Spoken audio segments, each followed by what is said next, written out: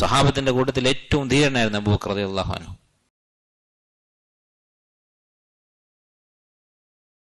അൽഹംദുലില്ലാഹി റബ്ബിൽ ആലമീൻ വഅശ്ഹദു അൻ ലാ ഇലാഹ ഇല്ലല്ലാഹു വഹ്ദഹു ലാ ശരീക ലഹു വഅശ്ഹദു അന്ന മുഹമ്മദൻ അബ്ദുഹു വറസൂലുഹു സല്ലല്ലാഹു അലൈഹി വഅലാ ആലിഹി വഅസ്ഹാബിഹി അജ്മഈൻ. അമ്മാ ബഅദ്. സഹോദരങ്ങളെ, അബൂബക്കർ സിദ്ദീഖ് റളിയല്ലാഹു അൻഹുവിന്റെ ജീവചരിത്രം സീറ ആയിരുന്നു നമ്മൾ വായിച്ചിരുന്നത്. അദ്ദേഹത്തിൻ്റെ നിരവധി മഹത്വങ്ങൾ നമ്മൾ മനസ്സിലാക്കി. അതിൽപ്പെട്ടതാണ് നബി സല്ലല്ലാഹു അലൈഹി വസല്ലമയുടെ കൂടെ ഹിജ്റ പോയി മദീനയിലേക്ക്. നബി സല്ലല്ലാഹു അലൈഹി വസല്ലമ ഹിജ്റ പോയപ്പോൾ നബി സല്ലല്ലാഹു അലൈഹി വസല്ലമയുടെ കൂടെ സഹവസിച്ചു എന്നുള്ളത്. അതുപോലെ അദ്ദേഹത്തിൻ്റെ ജീവിതത്തിലുള്ള വളരെ പ്രധാനപ്പെട്ട ഒരു പ്രത്യേകതയാണ്, ഒരു മഹത്വമാണ്, ഇസ്ലാമിൻ്റെ ചരിത്രത്തിലുണ്ടായിട്ടുള്ള നബി സല്ലല്ലാഹു അലൈഹി വസല്ലമയുടെ കാലത്തുണ്ടായിട്ടുള്ള എല്ലാ യുദ്ധങ്ങളിലും, എല്ലാ ജിഹാദിലും അബൂബക്കർ റളിയല്ലാഹു അൻഹു പങ്കെടുത്തിട്ടുണ്ട്. ബദർ മുതൽ എല്ലാ യുദ്ധങ്ങളിലും. ബദർ യുദ്ധത്തിനെ കുറിച്ച് നമുക്കറിയാം. അത് മാത്രം മതി ഒരാൾക്ക് സ്വർഗത്തിൽ പ്രവേശിക്കാൻ. നബി സല്ലല്ലാഹു അലൈഹി വസല്ലം പറഞ്ഞു, വമാ യുദ്രീക ലഅല്ലല്ലാഹ അൻ യകൂന ഖദ് ഇത്തലഅ അല അഹ്ലി ബദർ. അല്ലാഹു ബദറിൽ പങ്കെടുത്ത ആളുകളോട് ഇങ്ങനെ പറഞ്ഞിട്ടുണ്ടായേക്കാം, എന്താണ്? യഅമലു മാ ശിഅ്തും ഫഖദ് ഗഫർതു ലക്കും. നിങ്ങൾ ഇനി വേണ്ടത് ചെയ്തു കൊള്ളുക, നിങ്ങൾക്ക് ഞാൻ പുറത്തു തന്നിട്ടുണ്ട്. എന്തു ചെയ്താലും അവർക്ക് സ്വർഗമാണ്, അവർക്ക് മഗ്ഫിറത്തുണ്ട് എന്ന് അല്ലാഹു സുബ്ഹാനഹു വ തആല പറഞ്ഞിരിക്കാം എന്ന് പറഞ്ഞിട്ടുണ്ട്. അപ്പോൾ ആ കൂട്ടത്തിൽപ്പെട്ട ബദരീങ്ങളിൽപ്പെട്ട അഹ്ലു ബദറിൽപ്പെട്ട ഒരാളാണ് അബൂബക്കർ റളിയല്ലാഹു അൻഹു. അതുപോലെ തന്നെ ഉഹദ് യുദ്ധത്തിൽ നബി സല്ലല്ലാഹു അലൈഹി വസല്ലമയുടെ കൂടെ യുദ്ധത്തിന് പുറപ്പെട്ട ധാരാളം ആളുകൾ, മുനാഫിക്കുകൾ മടങ്ങിപ്പോയി. യുദ്ധം തുടങ്ങിയതിന് ശേഷം പലരും പേടിച്ച് പിന്മാറി, പലരും വഴിയിൽ വെച്ച് തന്നെ മടങ്ങി. അന്ന് നബി സല്ലല്ലാഹു അലൈഹി വസല്ലമയുടെ കൂടെ ഉറച്ചു നിന്ന കുറച്ചു പേരിൽപ്പെട്ട ഒരാളാണ് അബൂബക്കർ റളിയല്ലാഹു അൻഹു. അതുപോലെ തന്നെ ഹുനൈൻ യുദ്ധത്തിന്റെ ദിവസം കുറെ ആളുകൾ പേടിച്ച് പിന്തിരിഞ്ഞപ്പോൾ അവിടെ നബി സല്ലല്ലാഹു അലൈഹി വസല്ലമയുടെ കൂടെ ഉറച്ചു നിന്ന് ജിഹാദ് ചെയ്ത വ്യക്തിയാണ്. അതുപോലെ ബൈഅത്തുർ റിദ്വാൻ, ഇസ്ലാമിക ചരിത്രത്തിൽ നബി സല്ലല്ലാഹു അലൈഹി വസല്ലമയുടെ ചരിത്രത്തിൽ നടന്ന പ്രധാനപ്പെട്ട സംഭവമായിരുന്നു ബൈഅത്തുർ റിദ്വാൻ. എന്തായിരുന്നു ബൈഅത്തുർ റിദ്വാൻ? ഹുദൈബിയ സന്ധിയുടെ സമയത്ത് നബി സല്ലല്ലാഹു അലൈഹി വസല്ലം മദീനയിൽ നിന്ന് മക്കയിലേക്ക് പുറപ്പെട്ടതാണ് ഉംറ ചെയ്യാൻ വേണ്ടി. വഴിയിൽ വെച്ച് മുശ്രിക്കുകൾ ഹുദൈബിയ എന്ന സ്ഥലത്ത് വെച്ച് അവരെ തടഞ്ഞു. അങ്ങനെ അവർ അവിടെ നിൽക്കുന്ന സമയത്ത് മക്കയിൽ പോയി മുശ്രിക്കുകളുമായി സംസാരിക്കാൻ വേണ്ടി ഉസ്മാൻ റളിയല്ലാഹു അൻഹുവിനെ പറഞ്ഞയച്ചു. അദ്ദേഹം മക്കത്ത് വെച്ച് കൊല്ലപ്പെട്ടു എന്നൊരു വാർത്ത പ്രചരിച്ചു.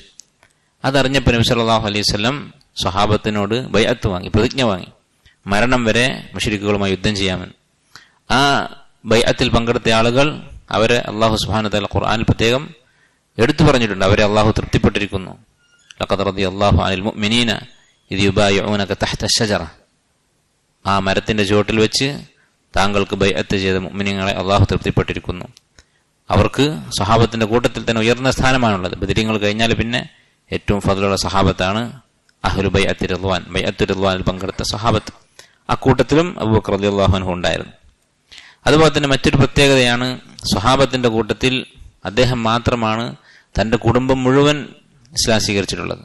അദ്ദേഹത്തിൻ്റെ മാതാപിതാക്കൾ, മക്കൾ, പേരക്കുട്ടികൾ എല്ലാവരും മുസ്ലിമീങ്ങളാണ്. അങ്ങനെ അദ്ദേഹത്തിൻ്റെ കുടുംബം മുഴുവനും ഇസ്ലാം സ്വീകരിച്ചിട്ടുള്ള സഹാബിയാണ്, സ്ത്രീകളും പുരുഷന്മാരും എല്ലാവരും.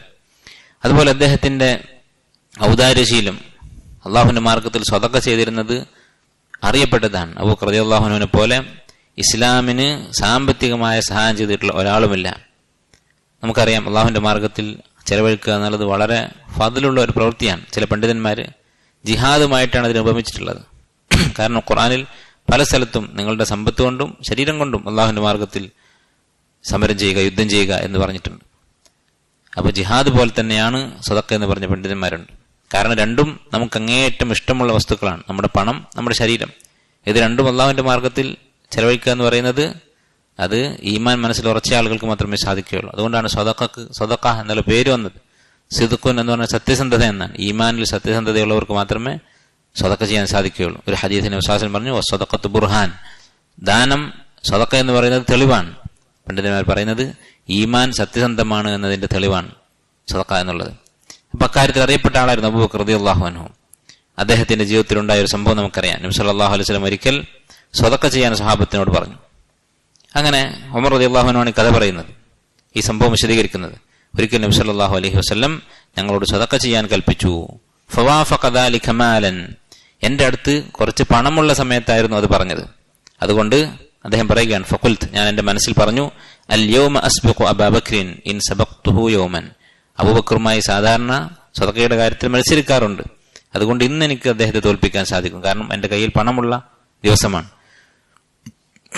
ഖാല ഉമർ റളിയല്ലാഹു അൻഹു പറയുകയാണ്, ഫജിഅ്തു ബിനിസ്ഫി മാലി, എന്റെ മുഴുവൻ പണത്തിന്റെയും സ്വത്തിന്റെയും പകുതിയുമായി നബി സല്ലല്ലാഹു അലൈഹി വസല്ലം അടുത്ത് ചെന്നു. അത് സദഖ ചെയ്യാൻ തയ്യാറായി. ഫഖാല റസൂലുള്ളാഹി സ്വല്ലല്ലാഹു അലൈഹി വസല്ലം, നബി സല്ലല്ലാഹു അലൈഹി വസല്ലം ചോദിച്ചു, മാ അബ്ഖൈത ലി അഹ്ലിക്, നീ എന്താണ് നിന്റെ കുടുംബത്തിന് വേണ്ടി ബാക്കി വെച്ചിട്ടുള്ളത്? നബി സല്ലല്ലാഹു അലൈഹി വസല്ലമയുടെ സ്വഭാവം നോക്കൂ, പരമാവധി കിട്ടട്ടെ എന്നല്ല നബി സല്ലല്ലാഹു അലൈഹി വസല്ലം ചിന്തിച്ചത്, നിന്റെ കുടുംബം പട്ടിണിയാവുമെന്ന് അങ്ങോട്ട് ചോദിച്ചു. അദ്ദേഹമാണെങ്കിലോ സ്വത്തിന്റെ പകുതി ഇങ്ങോട്ട് കൊടുക്കുകയും ചെയ്തു. ഇങ്ങനെയായിരുന്നു സ്വഹാബത്തിന്റെ സ്വഭാവം. ഖാല ഉമർ റളിയല്ലാഹു അൻഹു പറഞ്ഞു, മിസ്ലഹു, എത്രയാണോ ഞാൻ കൊണ്ടുവന്നിട്ടുള്ളത് അത്രയും വീട്ടിലുണ്ട് എന്ന് പറഞ്ഞു. വഅത അബൂബക്കർ റളിയല്ലാഹു അൻഹു ബികുല്ലി മാ ഇൻദഹു, അബൂബക്കർ റളിയല്ലാഹു അൻഹു തന്റെ സ്വത്ത് മുഴുവൻ കൊണ്ടുവന്നു, കയ്യിലുള്ള പണം മുഴുവൻ കൊണ്ടുവന്നു. ഫഖാല സല്ലല്ലാഹു അലൈഹി വസല്ലം, നബി സല്ലല്ലാഹു അലൈഹി വസല്ലം പറഞ്ഞു, യാ അബൂബക്കർ മാ അബ്ഖൈത ലി അഹ്ലിക്, ഉമറിനോട് ചോദിച്ചതുപോലെ തന്നെ ചോദിച്ചു, എന്താണ് വീട്ടിൽ ബാക്കിയുള്ളത്, കുടുംബത്തിന് എന്താണ് ബാക്കിയുള്ളത്? ഫഖാല അബൂബക്കർ, അദ്ദേഹം പറഞ്ഞു, അബ്ഖൈതു ലഹുമുല്ലാഹ വറസൂലഹു, ഞാൻ അല്ലാഹുവിനെയും റസൂലിനെയുമാണ് ബാക്കി വെച്ചിട്ടുള്ളത്, എന്നാണ് ഒന്നുമില്ല എന്നർത്ഥം. ഖാല ഉമർ റളിയല്ലാഹു അൻഹു പറയുകയാണ്, വല്ലാഹി ലാ അസ്ബിഖുഹു ഇലാ ഷൈഇൻ അബദഹ, ഒരു കാര്യത്തിലും എനിക്ക് അബൂബക്കറിനെ തോൽപ്പിക്കാൻ സാധിക്കുകയില്ല എന്നുറപ്പായി. ഇമാം തിർമിദി റഹിമഹുല്ലാ ഉദ്ധരിച്ചതും ഷെയ്ഖ് അൽബാനി റഹിമഹുല്ലാ ഹസൻ എന്ന് പറഞ്ഞിട്ടുള്ളതായ പ്രബലമായ ചരിത്രമാണ്. അതുപോലെ നബി സല്ലല്ലാഹു അലൈഹി വസല്ലമയെ പല അവസരത്തിലും അബൂബക്കർ റളിയല്ലാഹു അൻഹു സഹായിച്ചിട്ടുണ്ട്. നമുക്ക് അറിയാവുന്നതാണ്, കഴിഞ്ഞ ദിവസം നമ്മൾ പറഞ്ഞതാണ്, അദ്ദേഹം വലിയ കച്ചവടക്കാരനായിരുന്നു. തന്റെ കച്ചവടം അദ്ദേഹം അള്ളാഹുവിന്റെ മാർഗത്തിലായിരുന്നു ചെലവഴിച്ചിരുന്നത്, വരുമാനം അള്ളാഹുവിന്റെ മാർഗത്തിലായിരുന്നു ചെലവഴിച്ചിരുന്നത്.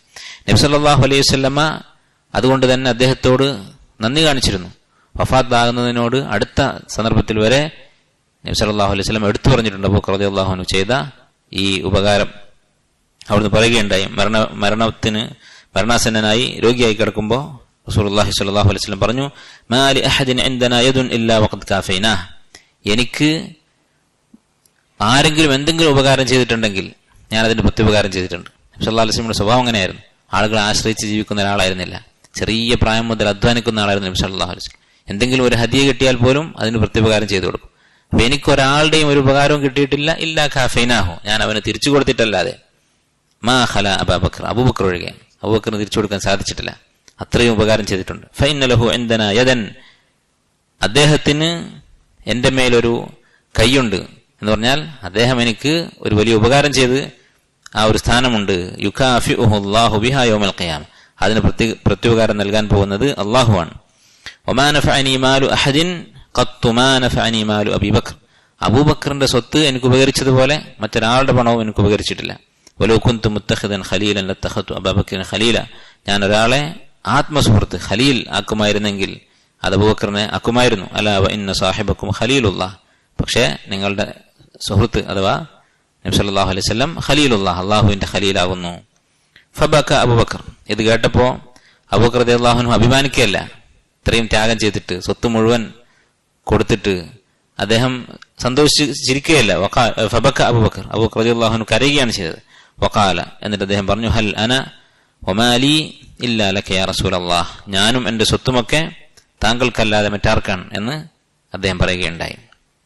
അല്ലാഹു സുബ്ഹാനഹു വ തആല അബൂബക്കർ റളിയല്ലാഹു അൻഹുവിന്റെ ഈ ദാനശീലത്തെക്കുറിച്ച് ഖുർആനിൽ എടുത്ത് പറഞ്ഞിട്ടുണ്ട്. ഖുർആനിൽ അബൂബക്കർ റളിയല്ലാഹു അൻഹുവിനെ കുറിച്ച് പറഞ്ഞിട്ടുണ്ട്.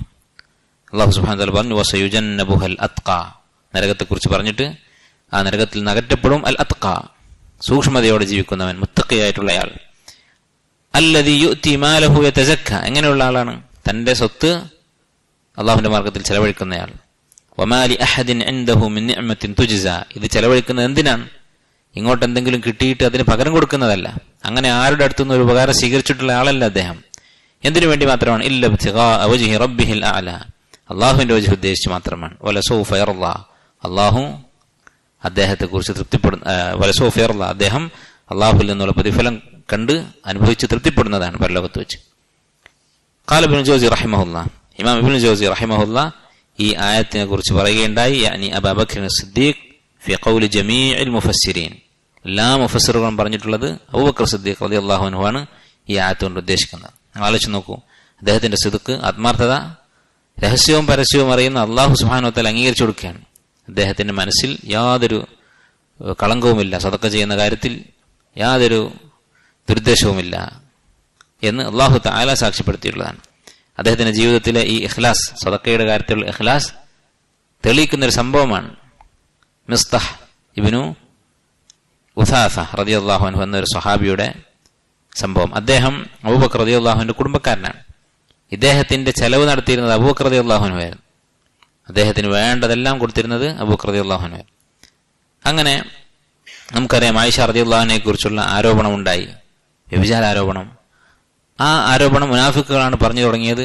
പിന്നെ ചില സാഹചര്യങ്ങൾ ഉണ്ടായിരുന്നത് കൊണ്ട് അറിയാതെ ചില മുഅ്മിനീങ്ങൾ, സ്വഹാബിമാർ പോലും അതിൽ പെട്ടുപോയി. സംശയകരമായ സാഹചര്യം ആയിഷ റളിയല്ലാഹുവിന്റെ ഉദ്ദേശത്തോടെ സംഭവിച്ചതല്ല, അറിയാതെ ഉറങ്ങിപ്പോയി. ഈ സ്വഹാബിയാണ് പിന്നീട് കൂട്ടിക്കൊണ്ടുവരുന്നത്. അതുകൊണ്ട് മുനാഫിക്കുകളുടെ ആരോപണം അബദ്ധത്തിൽ ചില സ്വഹാബിമാർ പോലും പറഞ്ഞുപോയി. അവരുടെ ഗൈറത്ത് കൊണ്ട്, ആവേശം കൊണ്ട് അവർ പറഞ്ഞു പോയതാണ്. ഈ സംഭവത്തിൽ പങ്കെടുത്തു മിസ്തഹ് എന്ന് പറയുന്ന ഈ സ്വഹാബി. അത് അബൂബക്കർ റളിയല്ലാഹു അൻഹു അറിഞ്ഞു. ആയിഷ റളിയല്ലാഹു അൻഹ നിരപരാധിയാണ് എന്ന ആയത്തും ഇറങ്ങി. അതുവരെ അബൂബക്കർ റളിയല്ലാഹു അൻഹു ഒന്നും ചെയ്തിട്ടില്ല. നിരപരാധിയാണെന്നുള്ള ആയത്തിറങ്ങിയപ്പോൾ ഈ വലിയ ദുൽമ് ചെയ്തതിന്റെ പേരിൽ, മാസിയത്ത് ചെയ്തതിന്റെ പേരിൽ ഇനി അദ്ദേഹത്തിന് കൊടുത്തിരുന്ന ആ സഹായം നിർത്തിവെക്കുകയാണ് എന്ന് തീരുമാനിച്ചു. അല്ലാഹു സുബ്ഹാനഹു വ തആല ആയത്തിറക്കി, വലാ യഅ്തലി ഉലുൽ ഫദ്ലി മിൻകും വസ്സഅ, നിങ്ങളുടെ കൂട്ടത്തിൽ അല്ലാഹു തആല വിശാലത നൽകിയിട്ടുള്ള, സ്വത്ത് നൽകിയിട്ടുള്ള ആളുകൾ മടി കാണിക്കരുത്. യുഅ്തു ഉലിൽ ഖുർബ വൽ മസാകീൻ വൽ മുഹാജിരീന ഫീ സബീലില്ലാഹ്, തങ്ങളുടെ ബന്ധുക്കൾക്കും മിസ്കീന്മാർക്കും അല്ലാഹുവിന്റെ മാർഗ്ഗത്തിൽ ഹിജ്റ പുറപ്പെട്ടുള്ള ആളുകൾക്കും അവർക്ക് വേണ്ടി ചെലവഴിക്കാൻ മടിക്കരുത്. വല്യഅഫു വല്യസ്ഫഹു, അവർ വിട്ടുവീഴ്ച ചെയ്യട്ടെ, പുറത്തു കൊടുക്കട്ടെ. അവർക്ക് ഉണ്ടായിട്ടുള്ള ഉപദ്രവങ്ങൾ അവർ വിട്ടുവീഴ്ച ചെയ്തു കൊടുക്കട്ടെ. അലാ തുഹിബ്ബൂന അൻ യഗ്ഫിറല്ലാഹു ലക്കും, അള്ളാഹു നിങ്ങൾക്ക് പുറത്തു തരണമെന്ന് നിങ്ങൾ ആഗ്രഹിക്കുന്നില്ലേ? അള്ളാഹു പുറത്തു തരണമെങ്കിൽ മറ്റുള്ളവർക്ക് നമ്മളും വിട്ടുവീഴ്ച ചെയ്തു കൊടുക്കണം. അല്ലാഹു ഗഫൂറുർ റഹീം, അള്ളാഹു എല്ലാ പാപങ്ങളും പൊറുക്കുന്നവനും റഹ്മത്തുള്ളവനുമാകുന്നു. ഫഖാൽ അബൂബക്കർ, ഈ ആയത്ത് ഇറങ്ങിയപ്പോൾ അദ്ദേഹം പറഞ്ഞു, ബലാ വല്ലാഹി ഇന്നി ഉഹിബ്ബു അൻ യഗ്ഫിറല്ലാഹു ലി, അള്ളാഹു എനിക്ക് പുറത്തു തരണമെന്ന് ഞാൻ ഇഷ്ടപ്പെടുന്നുണ്ട്.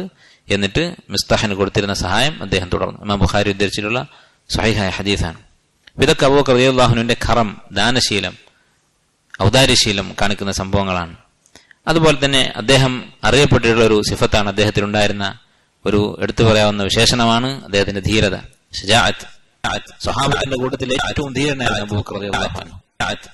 അദ്ദേഹത്തെ കുറിച്ച് അലി റളിയല്ലാഹു അൻഹു പറയുന്നു, ലമ്മാ കാന യൗമ ബദർ, ബദർ യുദ്ധമായപ്പോൾ ജഅൽനാ ലിറസൂലില്ലാഹി സ്വല്ലല്ലാഹു അലൈഹി വസല്ലം അരീഷ, ഞങ്ങൾ റസൂലുള്ളാഹി സ്വല്ലല്ലാഹു അലൈഹി വസല്ലമക്ക് ഇരിക്കാൻ ഒരു ചെറിയ പന്തലുണ്ടാക്കി സൈന്യത്തിന്റെ നടുവിൽ. ഖുൽനാ, എന്നിട്ട് പറഞ്ഞു, മൻ യകൂനു മഅ റസൂലില്ലാഹി സ്വല്ലല്ലാഹു അലൈഹി വസല്ലം ലൈലൻ, രാത്രി ആരാണ് റസൂലിന് കാവൽ നിൽക്കുക? കാരണം ഈ പന്തൽ ദൂരം നിന്ന് കാണാം, തലവനാണ് ഇരിക്കുന്നത് എന്ന് അറിയാൻ പറ്റും. നബി സല്ലല്ലാഹു അലൈഹി വസല്ലമയെ കൊല്ലാനാണ് മുശ്രിക്കുകൾ കാത്തിരിക്കുന്നത്. അപ്പോൾ നബി സല്ലല്ലാഹു അലൈഹി വസല്ലമക്ക് ആരാണ് കാവൽ നിൽക്കുക? യഹ്വി ഇലൈഹി അഹദും മിനൽ മുശ്രിക്കീൻ, മുശ്രിക്കുകൾ ആരും നബി സല്ലല്ലാഹു അലൈഹി വസല്ലം അടുത്തേക്ക് വരരുത് എന്ന് പറഞ്ഞു. അലി റളിയല്ലാഹു അൻഹു നമുക്കറിയാം, വളരെ ധീരനാണ്. അദ്ദേഹം യുദ്ധത്തിൽ അറിയപ്പെട്ട ആളാണ്, ഒരുപാട് മുശ്രിക്കുകളെ കൊന്നിട്ടുള്ള ആളാണ്. അദ്ദേഹമാണ് ഈ പറയുന്നത്, ആരാണ് നബി സല്ലല്ലാഹു അലൈഹി വസല്ലം കാവൽ നിൽക്കുക എന്ന് പറയുകയുണ്ടായി. അലി റളിയല്ലാഹു അൻഹു ഇങ്ങനെ പറഞ്ഞു, ഫവല്ലാഹി, അദ്ദേഹം പറയുകയാണ്, അല്ലാഹുവാണ് സത്യം, മാ ദനാ മിൻഹു ഇല്ലാ അബൂബക്കർ ഷാഹിറൻ ബിസ്സൈഫി അലാ റഅസി റസൂലില്ലാഹി സ്വല്ലല്ലാഹു അലൈഹി വസല്ലം, റസൂലുള്ളാഹി സ്വല്ലല്ലാഹു അലൈഹി വസല്ലം അടുക്കൽ അദ്ദേഹം വാളും പിടിച്ച് കാവൽ നിന്നു. ലാ യഹ്വി ഇലൈഹി അഹദുൻ ഇല്ലാ അഹ്വ അലൈഹി, ഏതെങ്കിലും മുശ്രിക് വന്നാൽ അബൂബക്കർ റളിയല്ലാഹു അൻഹു അവനെ ഓടിക്കും, ഈ വാളുകൊണ്ട് അവനെ വകവരുത്തും. ഫഹാദാ അശ്ജഉൻ നാസ്, അദ്ദേഹമാണ് സ്വഹാബത്തിൽ ഏറ്റവും ധീരനായിട്ടുള്ളത്. അദ്ദേഹത്തിന്റെ ധീരത അദ്ദേഹത്തിന്റെ ഖൽബിൽ നിന്നുള്ളതായിരുന്നു, മനസ്സിൽ നിന്നുള്ളതായിരുന്നു. ഏത് പ്രതിസന്ധിയിലും അദ്ദേഹം ഉറച്ചു നിന്നിട്ടുണ്ട്, ഒരു യുദ്ധത്തിലും പിന്തിരിഞ്ഞിട്ടില്ല അബൂബക്കർ റളിയല്ലാഹു അൻഹു. അവസാനം മക്ക ഫതഹിന്റെ ദിവസം, അന്ന് അദ്ദേഹത്തിന് എത്ര വയസ്സുണ്ടാകും? നബി സല്ലല്ലാഹു അലൈഹി വസല്ലമയുടെ 2-3 വയസ്സ് മാത്രം ഇളയ വ്യക്തിയാണ് അദ്ദേഹം. പ്രായമാണ് അദ്ദേഹത്തിനുള്ളത്. 60 വയസ്സുണ്ടാകും മക്ക ഫതഹ് എന്ന സമയത്ത്. ആ സമയത്ത് ആലോചിച്ച് നോക്കൂ, അന്ന് നബി സല്ലല്ലാഹു അലൈഹി വസല്ലം മുസ്ലിങ്ങളുടെ സൈന്യം 2 വിഭാഗമായി, ഒരു വിഭാഗം വലതു ഭാഗത്തും ഒരു വിഭാഗം ഇടതു ഭാഗത്തും. ഈ വലതു ഭാഗത്തുള്ള വിഭാഗത്തിന്റെ തലവനായിരുന്നു അബൂബക്കർ റളിയല്ലാഹു അൻഹു. അത്രയും ധീരനായിരുന്നു അദ്ദേഹം. അതുപോലെ തന്നെ എല്ലാ ഇബാദത്തുകളിലും മത്സരിക്കുന്ന ആളായിരുന്നു. ഒരു ദിവസം നബി സല്ലല്ലാഹു അലൈഹി വസല്ലം ചോദിച്ചു, മൻ അസ്ബഹ മിൻകും അൽ-യൗമ സായിമ, ഇന്ന് നിങ്ങൾക്ക് ആർക്കാണ് നോമ്പുള്ളത്? ഖാല അബൂബക്കർ അന, അബൂബക്കർ റളിയല്ലാഹു അൻഹു പറഞ്ഞു, എനിക്ക് നോമ്പുണ്ട്. ഖാല ഫമൻ തബിഅ മിൻകും അൽ-യൗമ ജനാസ, ഇന്ന് ആരാണ് ഒരു ജനാസയെ പിന്തുടർന്നിട്ടുള്ളത്? ഖാല അബൂബക്കർ അന, അദ്ദേഹം പറഞ്ഞു, ഞാൻ പിന്തുടർന്നിട്ടുണ്ട്. ഖാല ഫമൻ അത്അമ മിൻകും അൽ-യൗമ മിസ്കീനൻ, ഇന്നൊരു മിസ്കീന് ഭക്ഷണം കൊടുത്തത് ആരാണ്? ഖാല അബൂബക്കർ അന. ഖാല ഫമൻ ആദ മിൻകും അൽ-യൗമ മരീദൻ, ഇന്നൊരു രോഗിയെ സന്ദർശിച്ചത് ആരാണ്? ഖാല അബൂബക്കർ അന. ഫഖാല റസൂലുള്ളാഹി സ്വല്ലല്ലാഹു അലൈഹി വസല്ലം, ഇത്രയുമായപ്പോ നബി സല്ലല്ലാഹു അലൈഹി വസല്ലം പറഞ്ഞു, മജ്തമഅന ഫി ഇംറിഇൻ, ഈ കാര്യങ്ങളെല്ലാം കൂടി ഒരു ദിവസം ആരെങ്കിലും ചെയ്തിട്ടുണ്ടെങ്കിൽ ഇല്ലാ ദഖലൽ ജന്ന, അവൻ സ്വർഗ്ഗത്തിൽ പ്രവേശിക്കാതിരിക്കില്ല. മുസ്ലിം ഉദ്ധരിച്ചിട്ടുള്ള സ്വഹീഹായ ഹദീസാണ്. അതുപോലെ തന്നെ പരലോകത്ത് സ്വർഗത്തിന്റെ 8 വാതിലുകളുണ്ട് എന്ന് നമുക്കറിയാം. നോമ്പ് നോറ്റവർക്ക്, കൂടുതലായി നോമ്പ് കൊണ്ട് അറിയപ്പെട്ട ആളുകൾക്ക് ബാബുർ റയ്യാൻ, അതുപോലെ ബാബുൽ ജിഹാദ്, അതുപോലെ തന്നെ ബാബു സലാ, ഇങ്ങനെ സ്വർഗത്തിന്റെ വാതിലുകളുണ്ട്. ഈ 8 വാതിലുകളിൽ ഓരോരുത്തരും ഓരോ വാതിലുകളിലൂടെ വിളിക്കപ്പെടും. ചില ആളുകൾ ഒന്നിൽ കൂടുതൽ വാതിലുകളിലൂടെ വിളിക്കപ്പെടും, ഒന്നിലധികം അമലുകളിൽ മുന്നിലെത്തിയ. അബൂബക്കർ റളിയല്ലാഹു അൻഹുവിനെ കുറിച്ച് നബി സല്ലല്ലാഹു അലൈഹി വസല്ലം പറഞ്ഞു, ചില ആളുകൾ 8 വാതിലിൽ കൂടെ വിളിക്കപ്പെടും. അങ്ങനെ ആരെങ്കിലും 8 വാതിലും കൂടി വിളിക്കപ്പെടുമോ എന്ന് അബൂബക്കർ റളിയല്ലാഹു അൻഹു ചോദിച്ചു. വിശ്വാസം പറഞ്ഞു, നഅം അർജു അൻ തകൂന മിൻഹും, അങ്ങനെ വിളിക്കുന്നവരുണ്ടാകും, താങ്കൾ അതിൽ പെടും എന്ന് ഞാൻ പ്രതീക്ഷിക്കുകയാണ്. സ്വർഗത്തിന്റെ 8 വാതിലൂടെയും അദ്ദേഹം പ്രവേശിക്കും, 8 വാതിലൂടെയും അദ്ദേഹത്തെ വിളിക്കും. കാരണം എല്ലാ അമലുകളിലും അദ്ദേഹം മുന്നിലായി. അതുപോലെ തന്നെ നബി സല്ലല്ലാഹു അലൈഹി വസല്ലമ ഹജ്ജിന്റെ അമീറായി. ഹിജ്റ 8 മക്ക ഫത്ഹായി, ഹിജ്റ 9 ഹജ്ജ് നടന്നു. ആ ഹജ്ജിൽ നബി സല്ലല്ലാഹു അലൈഹി വസല്ലം പങ്കെടുത്തിട്ടില്ല. അതിന് പകരം അമീറായി പറഞ്ഞയച്ചത് അബൂബക്കർ റളിയല്ലാഹു അൻഹു ആയിരുന്നു. അദ്ദേഹത്തോട് നബി സല്ലല്ലാഹു അലൈഹി വസല്ലം പറഞ്ഞു, യൗമുൻ നഹറിൽ, അറവിന്റെ ദിവസം, പെരുന്നാളിന്റെ ദിവസം മിനയിൽ വെച്ച്, അറവ് നടക്കുന്ന സ്ഥലത്ത് വെച്ച് വിളിച്ചു പറയാൻ വേണ്ടി പറഞ്ഞു. എന്താണ്? ലാ യഹുജ്ജു ബഅദൽ ആമി മുശ്രിക്, ഈ വർഷത്തിന് ശേഷം ഒരു മുശ്രിക്കും ഹജ്ജ് ചെയ്യരുത്. വലാ യതൂഫു ബിൽ ബൈത്തി ഉരിയാൻ, തവാഫ് ചെയ്യുമ്പോ വസ്ത്രമിടാതെയായിരുന്നു മുശ്രിക്കുകൾ തവാഫ് ചെയ്തിരുന്നത്, നഗ്നരായിക്കൊണ്ടാണ് തവാഫ് ചെയ്തിരുന്നത്. അങ്ങനെ ഇനിമേലെ ഉണ്ടാകരുത് എന്ന് അബൂബക്കർ റളിയല്ലാഹു അൻഹു വിളിച്ചു. ഇതൊക്കെ അദ്ദേഹത്തിന്റെ ഫضലാണ്. അതുപോലെ ഖുർആൻ ക്രോഡീകരിച്ചത് നമുക്കറിയാം. വിശുദ്ധ ഖുർആൻ സ്വഹാബത്തിന്റെ മനസ്സിലായിരുന്നു. അതുപോലെ തന്നെ ഒറ്റപ്പെട്ട ആളുകൾ ഓരോ തൊലിയിലും അതുപോലെ മറ്റ് തുണിയിലും ഒക്കെ ആയി എഴുതി വെച്ചതായിരുന്നു വിശുദ്ധ ഖുർആൻ. അത് ക്രോഡീകരിച്ച് ഇന്ന് കാണുന്ന രൂപത്തിൽ മുസ്ഹഫാക്കിയത് അബൂബക്കർ റളിയല്ലാഹു അൻഹു. അതോടൊപ്പം തന്നെ അദ്ദേഹം വിശുദ്ധ ഖുർആൻ ഹിഫ്ളാക്കിയിരുന്നു, ധാരാളം ഖുർആൻ ഓതുമായിരുന്നു. വിശുദ്ധ ഖുർആൻ ഓതുമ്പോൾ അദ്ദേഹം കരയുമായിരുന്നു. ഇതൊക്കെ അറിയപ്പെട്ട സംഭവങ്ങളാണ്. അതുപോലെ നബി സല്ലല്ലാഹു അലൈഹി വസല്ലം വഫാത്തായ ദിവസം സ്വഹാബത്തെല്ലാവരും വളരെയധികം വിഷമിച്ചു. ആ ദിവസത്തെ കുറിച്ച് ഹദീസുകൾ കാണാൻ സ്വഹാബത്തിൽ പല ആളുകളും അവർ ബോധം നഷ്ടപ്പെട്ടതുപോലെയായി.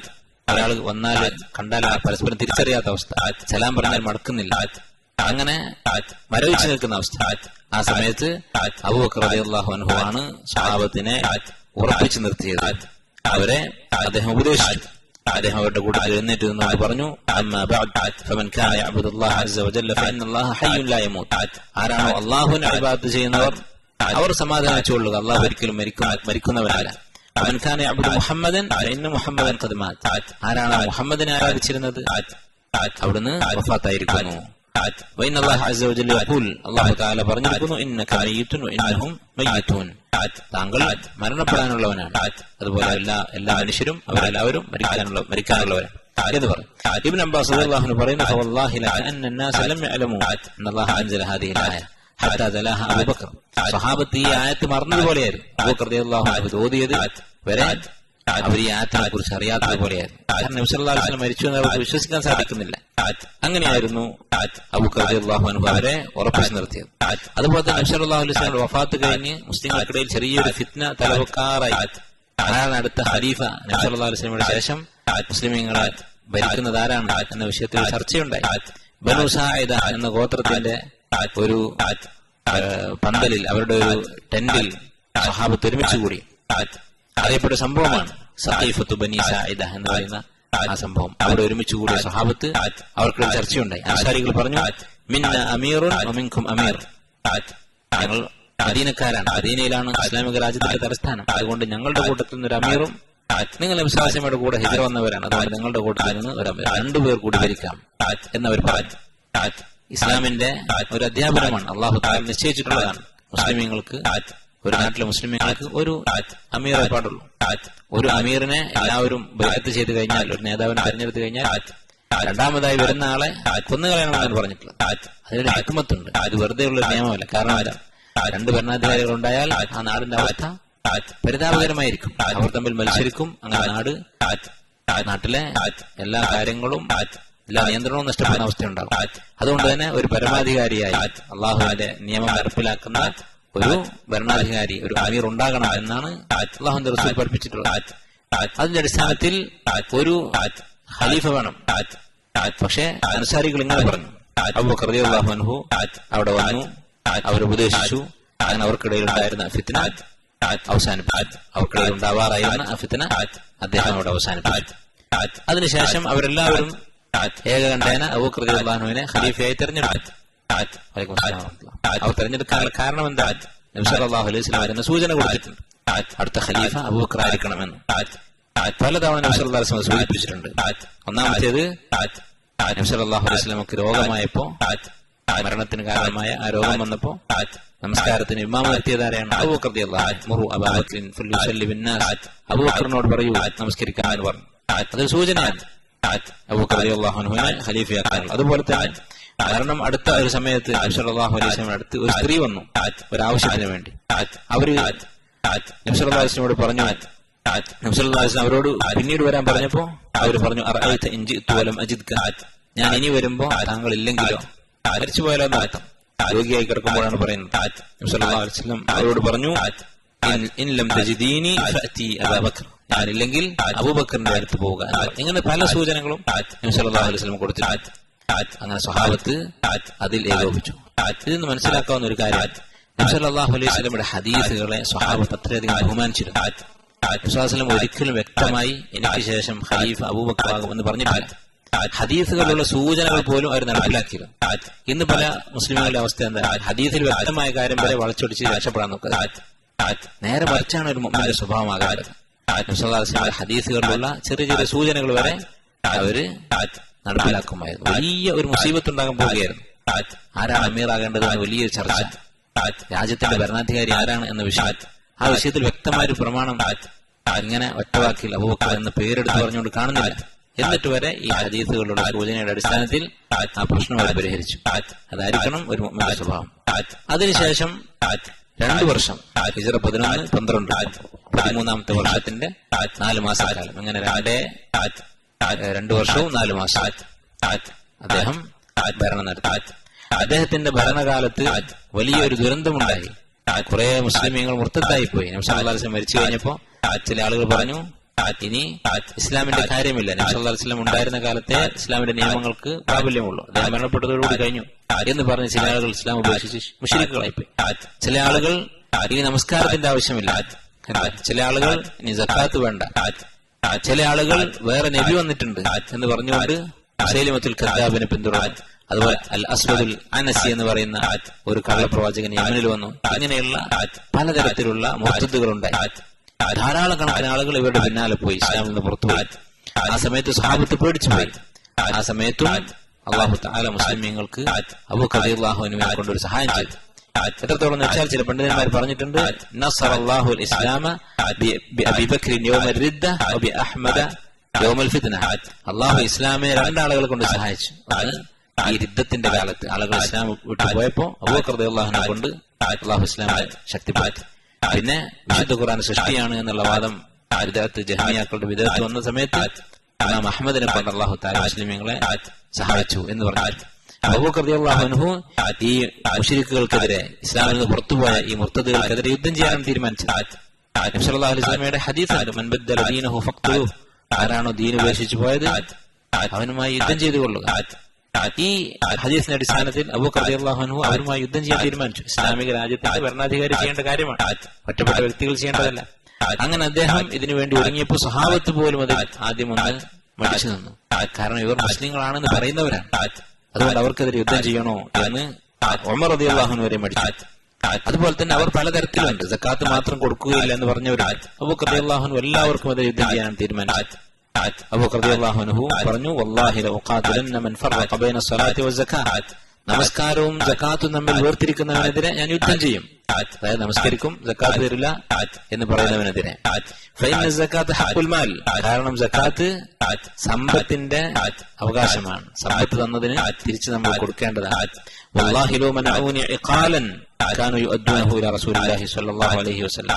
അവര് സക്കാത്ത് മുഴുവൻ തരും. ഒരു ഒട്ടകത്തിന്റെ കയറ്, ഒട്ടകത്തെ കിട്ടുന്ന കയറ്, അത് മാത്രം കുറവ് വരുത്തും, അത് മാത്രം അവർ പിടിച്ചു വെക്കും എന്ന് പറഞ്ഞാൽ അത് തിരിച്ചു വാങ്ങുന്നത് വരെ ഞാൻ യുദ്ധം ചെയ്യും. കാത്തിൽ തോം അത് വാങ്ങുന്നത് വരെ ഞാൻ യുദ്ധം ചെയ്യും. ഇപ്പോൾ എന്താണ് മനസ്സിലാക്കേണ്ടത്? അബൂബക്കർ റളിയല്ലാഹു അൻഹു ഇസ്ലാമിന്റെ ഖജനാവിലേക്ക് കുറെ സമ്പത്ത് ഉണ്ടാക്കാൻ വേണ്ടിയല്ല യുദ്ധം ചെയ്യുന്നത്. അതാണെങ്കിൽ ഈ കയറിന് വേണ്ടി യുദ്ധം ചെയ്യേണ്ട ആവശ്യമില്ല. നേരെ മറിച്ച് അള്ളാഹുവിന്റെ ഹക്കാണ്, അള്ളാഹു താൻ നിർബന്ധമാക്കിയിട്ടുള്ള കാര്യമാണ്, അത് നടപ്പിലാക്കുക തന്നെ ചെയ്യും എന്നായിരുന്നു അദ്ദേഹത്തിന്റെ തീരുമാനം. ഉമർ റളിയല്ലാഹു അൻഹു പോലും ആദ്യം ആശങ്കയിലായിരുന്നു, ഈ യുദ്ധം വേണോ? അദ്ദേഹം പറയുന്നു, فوالله ما هو إلا أن رأيت الله قد شرح صدر أبي بكر للقتال فعرفت أنه الحق. ബുഖാരി മുസ്ലിം ഉദ്ധരിച്ചത് ഉമർ റളിയല്ലാഹു അൻഹു പറയുകയാണ്, എനിക്ക് യുദ്ധം വേണോ വേണ്ടയോ എന്ന് സംശയമുണ്ടായിരുന്നു. പക്ഷെ അബൂബക്കർ റളിയല്ലാഹു അൻഹുവിന്റെ വാശി കണ്ടപ്പോ അള്ളാഹു അദ്ദേഹത്തിന് ഈ തീരുമാനത്തിൽ ഹൃദയവിശാലത കൊടുത്തിട്ടുണ്ട്, അതിൽ സംശയമില്ലാത്ത തീരുമാനമെടുക്കാൻ തൗഫീഖ് ചെയ്തിട്ടുണ്ട് എന്ന് കണ്ടു കഴിഞ്ഞപ്പോൾ ഞാനും അദ്ദേഹത്തെ പിന്തുടർന്നു. ഇതിന്റെ അർത്ഥം എന്താണ്? പണ്ഡിതന്മാർ പറയുന്നത് സ്വഹാബത്തിന്റെ ഇടയിൽ അറിയപ്പെട്ട കാര്യമായിരുന്നു അബൂബക്കർ റളിയല്ലാഹു അൻഹു ആണ് അവരുടെ കൂട്ടത്തിൽ ഏറ്റവും വലിയ ആലിം. അതുകൊണ്ടാണ് ഉമർ റളിയല്ലാഹു അൻഹു അദ്ദേഹത്തെ പിന്തുടർന്നത്. ഇതിൽ നിന്ന് മനസ്സിലാക്കുന്ന മറ്റൊരു കാര്യം, നാസിലത്തുകൾ ഉണ്ടാകുമ്പോൾ മുസ്ലിം ഉമ്മത്തിന് പൊതുവായി ബാധിക്കുന്ന പുതിയ പുതിയ പ്രശ്നങ്ങൾ ഉണ്ടാകും. മുൻകാലത്ത് കെട്ടുകളില്ലാത്ത മസലകൾ ഉണ്ടാകുമ്പോൾ ഏറ്റവും കൂടുതൽ എൽമുള്ള ആളുകൾ പിന്തുടരുക. അത് തഖ്ലീദല്ല, അതായത് തഖ്ലീദ് എന്ന് പറയില്ല, അതാണ് ഇത്തിബാ. ആ വിഷയങ്ങളിൽ പോയി ഗവേഷണം നടത്തുന്നതാണ് അബദ്ധം. ഇത് സാധാരണ മസലകളെ കുറിച്ചല്ല, ഉമ്മത്തിനെ മൊത്തത്തിൽ ബാധിക്കുന്ന മുമ്പ് കാലത്ത് ചർച്ചയില്ലാത്ത വിഷയങ്ങൾ, പുതിയ പുതിയ വിഷയങ്ങൾ, നാസിലത്ത് എന്ന് പറയുന്ന വിഷയങ്ങൾ, അങ്ങനെയുള്ള വിഷയങ്ങളിൽ കിബാറുകളായ അഹ്ലുസുന്നത്തിന്റെ തലമുതിർന്ന പണ്ഡിതന്മാരെ പിന്തുടരുകയാണ് വേണ്ടത്. അതിനുള്ള ഒരു മാതൃക കൂടി ഈ സംഭവത്തിലുണ്ട്. അതുപോലെ അബൂബക്കർ റളിയല്ലാഹു അൻഹുവിന്റെ കാലത്തുണ്ടായ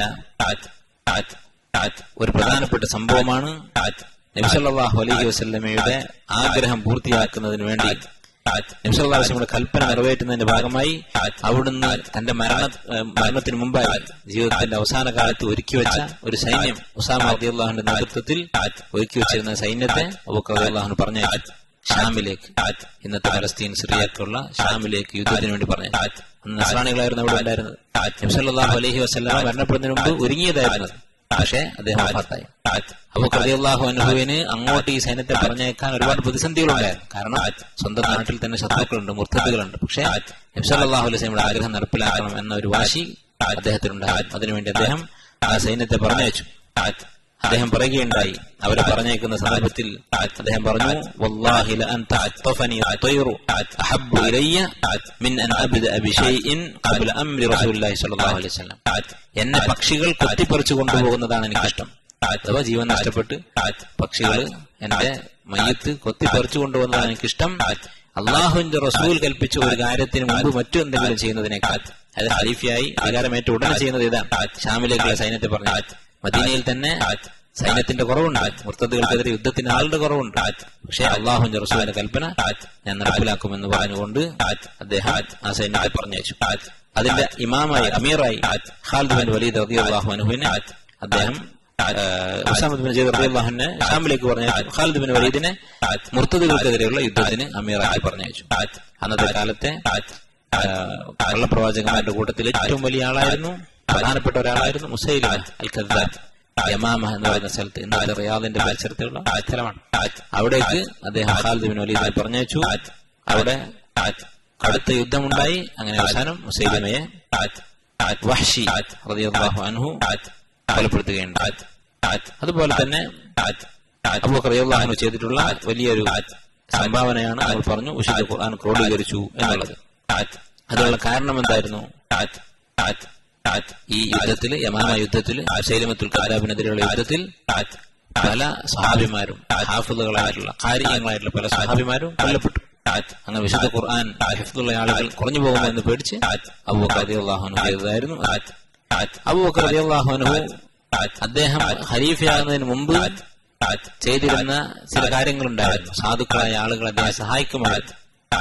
അദ്ദേഹത്തിന്റെ അയൽവാസികളായ സ്ത്രീകൾ അവരുടെ വീട്ടിൽ ആടുണ്ടെങ്കിൽ അതിനെ കറക്കാൻ അബൂബക്കർ റളിയല്ലാഹു അൻഹു ഏൽപ്പിക്കാറുണ്ടായി. ഖലീഫയായി കഴിഞ്ഞപ്പോ ആ കൂട്ടത്തിലുള്ള ഒരു സ്ത്രീ പറഞ്ഞു, ഇനി മുതൽ നമ്മുടെ ആടുകളെ ഒന്നും അബൂബക്കർ കറന്നു തരികയില്ല. കാരണം ഖലീഫയായിരുന്നു, ഇസ്ലാമിക രാജ്യത്തിന്റെ ഭരണാധികാരി. അത് കേട്ട അബൂബക്കർ റളിയല്ലാഹു അൻഹു പറഞ്ഞു, അല്ല അങ്ങനെയല്ല, അല്ലാഹുവാണ് സത്യം, ഞാനത് പാല് കറന്നു തരിക തന്നെ ചെയ്യും.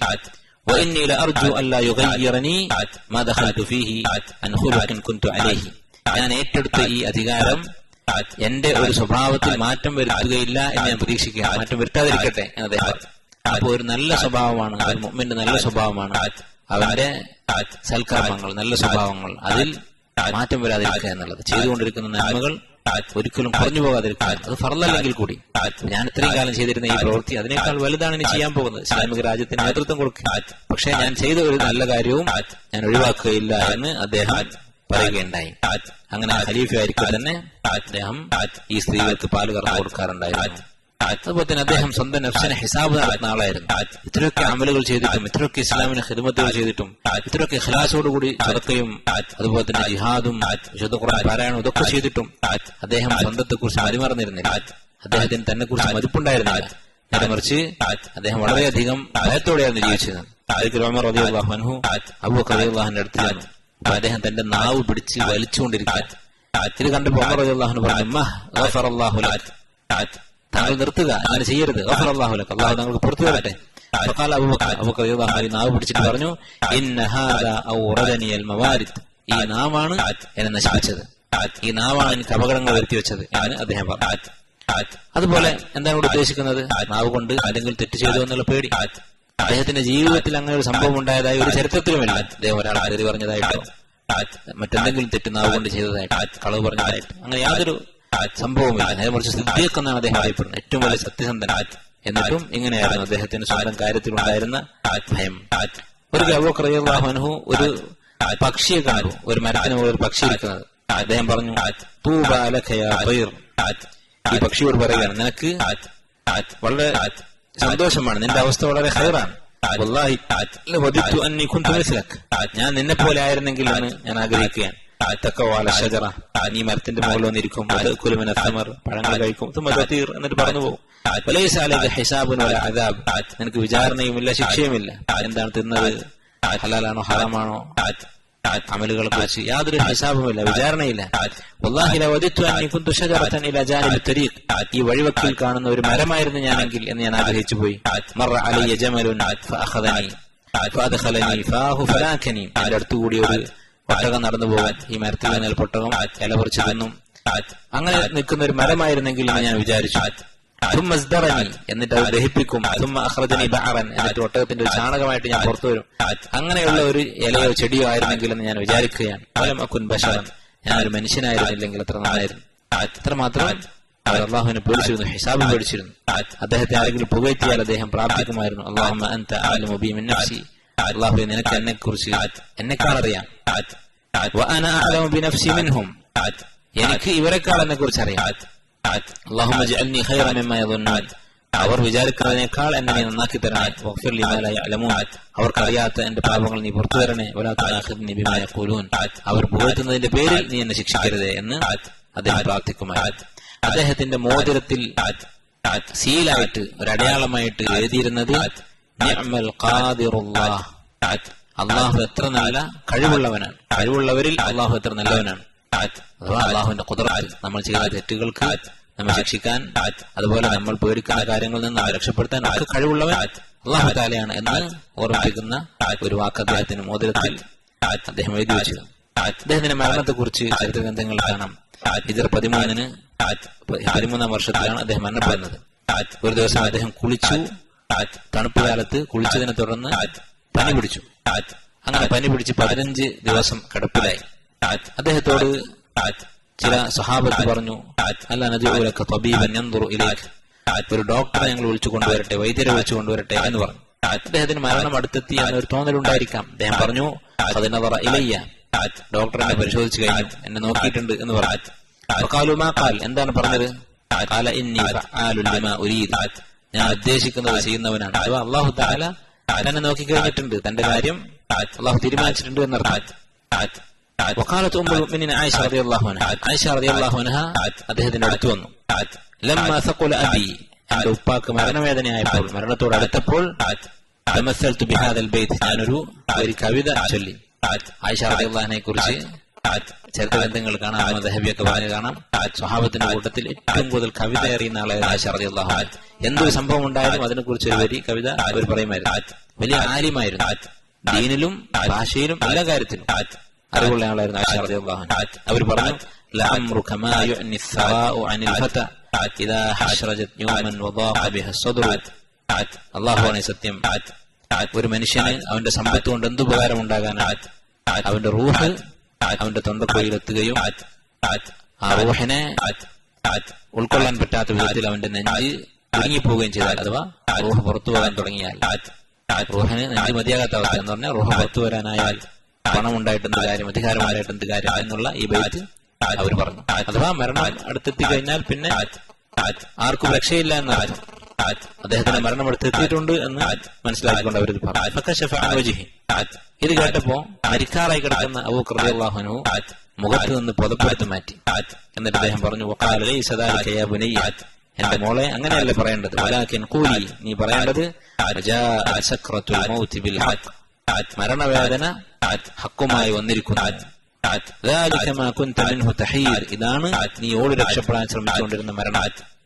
ഖുർആനിൽ ആയത്ത് ഓതിയാൽ മതി എന്ന് അബൂബക്കർ റളിയല്ലാഹു അൻഹു പറഞ്ഞു. അപ്പൊ മരിക്കാൻ കിടക്കുന്ന സമയത്ത് പോലും തെറ്റല്ലാത്ത ഒരു കാര്യം, വളരെ സൂക്ഷ്മമായ ഒരു ചെറിയ ഒരു തെറ്റ് എന്ന് പറയാൻ പറ്റില്ല, ഖുർആന് പകരം ഒരു ബൈത്ത് പറഞ്ഞു എന്നുള്ള കാര്യം അത് തിരുത്തുകയായിരുന്നു അബൂബക്കർ റളിയല്ലാഹു അൻഹു മരിക്കാൻ കിടക്കുന്ന സമയത്ത്.